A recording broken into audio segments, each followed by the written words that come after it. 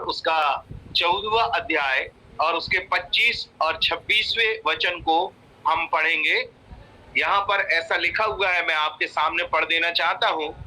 ये बातें मैंने तुम्हारे साथ रहते हुए तुमसे कही, परंतु सहायक अर्थात पवित्र आत्मा जिसे पिता मेरे नाम से भेजेगा, वह तुम्हें सब बातें सिखाएगा और जो कुछ मैंने तुमसे कहा है वह सब तुम्हें स्मरण कराएगा।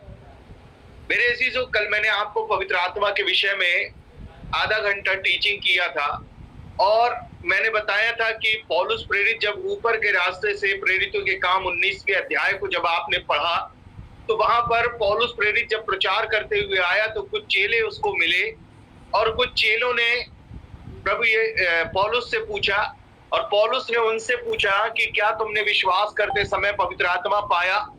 तो चेलों ने पौलुस को जवाब दिया कि पवित्र आत्मा क्या होता, हमने तो इसकी चर्चा तक नहीं सुनी। और तब पौलुस के द्वारा उनको पूछा गया कि तुमने किसका बपतिस्मा लिया? उन्होंने कहा हमने यूहन्ना का बपतिस्मा लिया। और पौलुस ने उनको सुसमाचार प्रचार किया और उन्होंने यीशु मसीह के नाम से बपतिस्मा लिया। और उसके बाद बाइबल कहती है कि वे सब पवित्र आत्मा के दान को पाए और अन्य भाषाओं में बातें करने लगे। मेरे अजीजों, मेरे बताने का तात्पर्य यह है कि पवित्र आत्मा जो है वो बहुत जरूरी है एक विश्वासी के लिए इस संसार के अंदर जब वो रहता है। और मैंने कल ये भी आपको बताया था कि 3 बड़े युग हुए, उत्पत्ति से लेके मलाकी तक ये परमेश्वर का युग था, मत्ती रचित सुसमाचार से लेके यूहन्ना तक ये यीशु मसीह का युग था, और उसके बाद प्रेरितों के काम से ये जो वर्तमान समय चल रहा है ये पवित्र आत्मा का युग है। और यहाँ पर खुदावन यीशु मसीह उसी कलाम को खोलते हैं और 26वें कलाम में इस बात को कहते हैं, परंतु सहायक अर्थात पवित्र आत्मा जिसे पिता मेरे नाम से भेजेगा वह तुम्हें सब बातें सिखाएगा। यदि आप बाइबल को समझना चाहते हैं, यदि आप बाइबल को पढ़ना चाहते हैं और बाइबल का उल्टा करना चाहते हैं, बाइबल का अनुवाद करना चाहते हैं, तो उसके लिए बिना पवित्र आत्मा के प्रकाशन के आप बाइबल को समझ नहीं सकते। क्योंकि स्वयं खुदावन यीशु मसीह 26वें कलाम में कह रहा है, अर्थात पवित्र आत्मा जिसे पिता मेरे नाम से भेजेगा वह तुम्हें सब बातें सिखाएगा और जो कुछ मैंने तुमसे कहा है वह सब कुछ तुम्हें स्मरण कराएगा। इसका मतलब यह है कि पवित्र आत्मा का महत्व एक विश्वासी के जीवन में बहुत महत्वपूर्ण है। और इसलिए कल मैंने आपको कुछ बातें बताई थी कि शैतान क्या करता है। शैतान बहुत चालाक है और वो क्रिश्चियंस के अंदर, विश्वासियों के अंदर एक भ्रम का आत्मा डालता है। और बहुत से विश्वासी आज भ्रम की स्थिति में है कि पवित्र आत्मा क्या होता है, पवित्र आत्मा कैसा होता है, क्योंकि शैतान ने उनके दिमाग में एक कंफ्यूजन का आत्मा डाल रखा है और वो आज पवित्र आत्मा को समझ नहीं पा रहे। और जबकि बाइबल इस विषय में बहुत स्पष्ट बातें करती है, क्योंकि बाइबल कहीं भी एक विश्वासी को कंफ्यूज नहीं करती, एक विश्वासी को भ्रमित नहीं करती, क्योंकि बाइबल का काम है लोगों की आंखों पर से पर्दे को उठाना।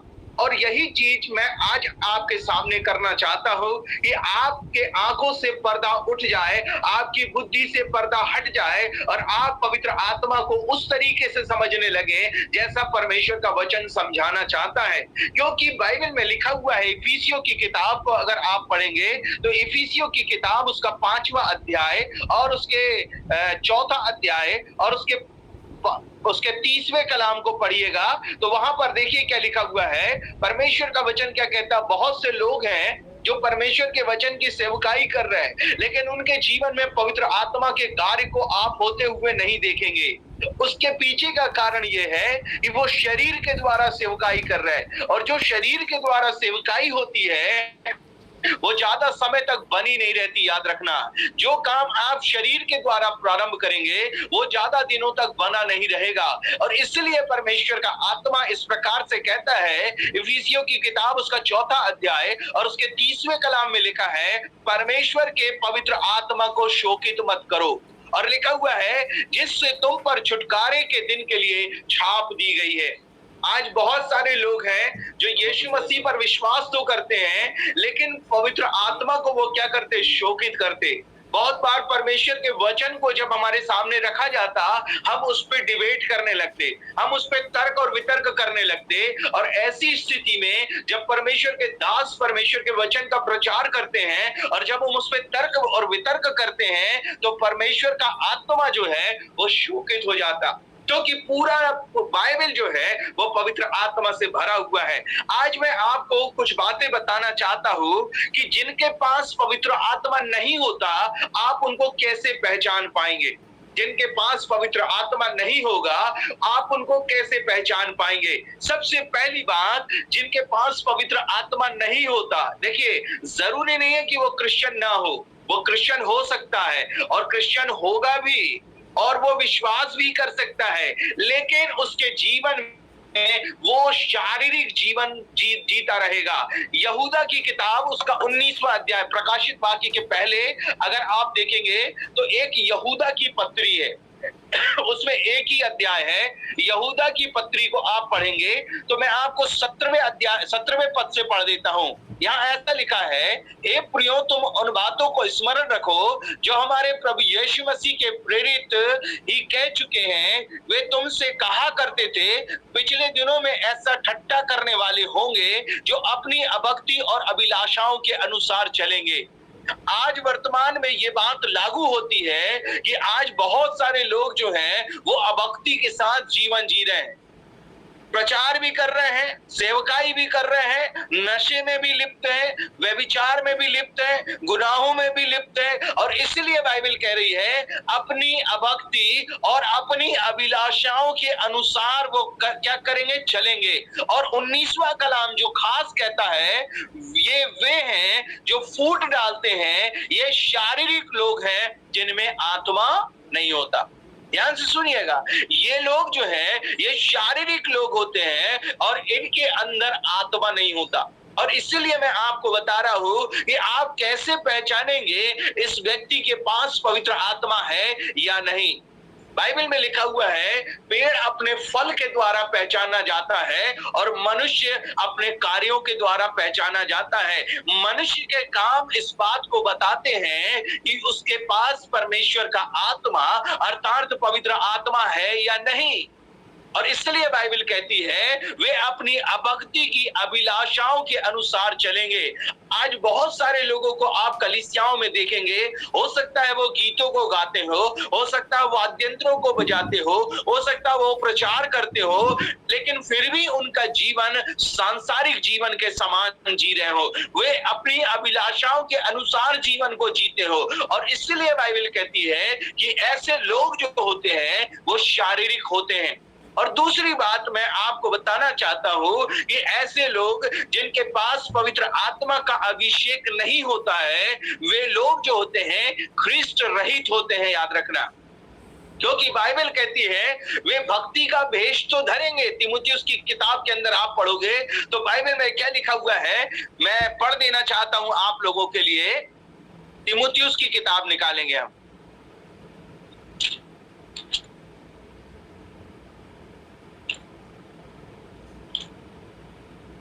तीसरा अध्याय, दूसरा तीमुथियुस की किताब उसका तीसरा अध्याय को अगर आप पढ़ेंगे तो ये वो व्यक्ति हैं जो ख्रिस्ट रहित है, याद रखिएगा। और यहां पर लिखा हुआ है, पर यह स्मरण रख कि अंतिम दिनों में कठिन समय आएंगे, क्योंकि मनुष्य स्वार्थी हो जाएगा। ये कौन व्यक्ति होगा जो प्रभु के बिना जीवन जी रहा है तो क्रिश्चियन, जा तो चर्च रहा है, सब कुछ कर रहा, लेकिन उसके जीवन में यीशु मसीह नहीं है, याद रखना। अभी मैं और भी बातें बताऊंगा कि बिना पवित्र आत्मा के एक व्यक्ति के जीवन कैसा होता है। ये बिना ख्रिस्ट के जीवन को जी रहे हैं। बाइबल में लिखा है, पर यह स्मरण रख कि अंतिम दिनों में कठिन समय आएंगे, क्योंकि मनुष्य क्या हो जाएगा, स्वार्थी हो जाएगा, लोभी हो जाएगा, डींगमार हो जाएगा, अभिमानी हो जाएगा, निंदक हो जाएगा, माता पिता की आज्ञा टालने वाले, कृतज्ञ, अपवित्र, दया रहित, क्षमा रहित, दोष लगाने वाले, असंयमी, कठोर, भले के बैरी, विश्वासघाती, ढीठ, घमंडी और परमेश्वर की नहीं वरन सुख विलास के ही चाहने वाले होंगे। वे भक्ति का भेष तो धरेंगे, लिखा हुआ है, वे भक्ति का भेष तो धरेंगे परंतु उसकी शक्ति को ना मानेंगे। ऐसों से परे रहना, बाइबल कह रही है ऐसों से दूर रहना, क्योंकि इनके पास पवित्र आत्मा का अभिषेक नहीं है। याद रखना, वो हो सकता है प्रचार करने हो सकता है बहुत अच्छा प्रार्थना करने वाले भी हो, लेकिन आपको ये बात समझना है कि क्या इनके पास पवित्र आत्मा का अभिषेक है। और ये चीजें आपको जब समझ में आएगी जब आप परमेश्वर के वचन में आप पर्सनल मनन करेंगे, जब आप पवित्र आत्मा को मांगे। कल मैंने कलाम आपको बताया था, सांसारिक चीजों को मांगने के लिए मत्ती 6:33 दिया गया है, जहां पर यीशु कहते हैं, लिखा हुआ है, पहले तुम उसके धर्म और राज्य की खोज करो तो सारी वस्तुएं मैं तुम्हें दे दूंगा, तुम्हें मिल जाएंगी। सारी वस्तुएं तुम्हें मिल जाएंगी, जिस चीज की तुम्हें जरूरत है वो तुम्हें मिल जाएगी। लेकिन पवित्र आत्मा के अभिषेक के लिए बाइबल कहती है मांगोगे तो तुम्हें दिया जाएगा। मतलब क्या? जब तुम आत्मा की सामर्थ को मांगोगे, जब तुम पवित्र आत्मा के वरदानों को मांगोगे, जब तुम पवित्र आत्मा की सामर्थ को मांगोगे, जब तुम गैर जुबानों को मांगोगे, जब तुम भविष्यवाणियों के वरदानों को मांगोगे, तो परमेश्वर का वचन कहता है मांगो तो तुम्हें दिया जाएगा। आपको स्वर्गीय वरदानों की धुन में लगा रहना है। और इसलिए परमेश्वर का वचन कहता है जब आप इस प्रक्रिया को करते हैं आपके जीवन में पवित्र आत्मा का अभिषेक आता है। और बिना पवित्र आत्मा के एक मसीह बिना यीशु के मर जाता। याद रखना, बिना पवित्र आत्मा के एक मसीह को ये लगता है कि मैं तो प्रभु में हूं, लेकिन उसको ये नहीं मालूम कि वो बिना प्रभु के है। पहला यूहन्ना की किताब को हम देखते हैं। पहला यूहन्ना की किताब उसका 5वां अध्याय मैं पढ़ देता हूं आपके सामने। पहला यूहन्ना की किताब उसका 5वां अध्याय और उसके 12वें कलाम को मैं आपके सामने पढ़ता हूं। 11वें पद से देखिए, पहला यूहन्ना उसका 5वां अध्याय और उसके 11 और 12 पद को। यहाँ ऐसा लिखा है, और वे यह गवाही